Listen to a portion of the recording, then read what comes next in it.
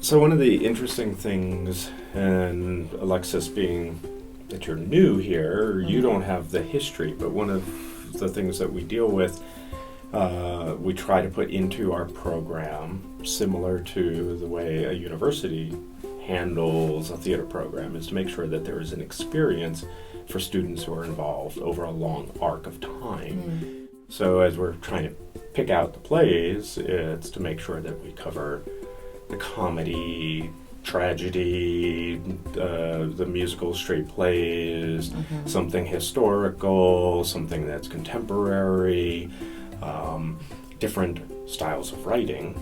And that was one of the things that we talked about with trying to figure out what would be your first play here. Right. In a few years, we want to make sure we haven't just done the same play over and over and over again with different words. Not. Right. Right? Right. So as we were looking at and talking about the options, Ghostlight gave us the opportunity to explore something contemporary. With a live playwright who obviously is also an alum, very exciting, and a minimal set to design. So as I was jumping on board to direct at the beginning of my first year, there were several considerations also in terms of how do we produce something of value, not just from a performance standpoint, but from a technical standpoint that we will all feel successful at in a short amount of time.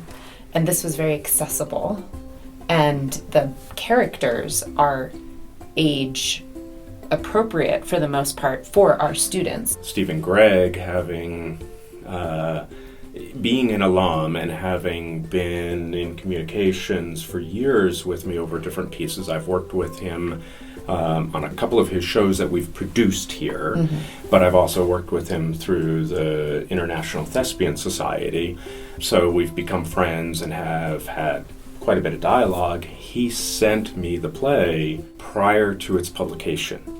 We're not the first one to do it, but prior to its publication. And we're the first ones he'll see. But this is the first one he will attend. Yes. I received this during the pandemic and used it as a classroom material for students to explore the ideas of minimal design, but yet having quite a bit to do with regards to lights and sound. When we read it, it is not exactly the same play we are doing now. So when we got the script to actually begin rehearsal after it had been cast, we found, there's slightly different characters, a few things that are different, and that's one of the things about working with a living playwright. Right, but he's been wonderfully accessible. I've reached out to say I'm struggling with this moment, and the students and I have solved it this way, but what's your take on it? And he's given us a lot of permission, and we haven't changed much, but we've interpreted moments that he's written and said, what does this actually look like on a stage? And it was also fun to see from a design standpoint in terms of costuming, when we said, okay, so these are theater students at a high school in Albuquerque, New Mexico. What might they wear? Well, we have some fodder here. We can look around. Stephen comments that Ghostlight is loosely based upon, inspired by his experience as a student. I believe it's the first play that he ever published was actually written while being a student here, but published after he graduated from here.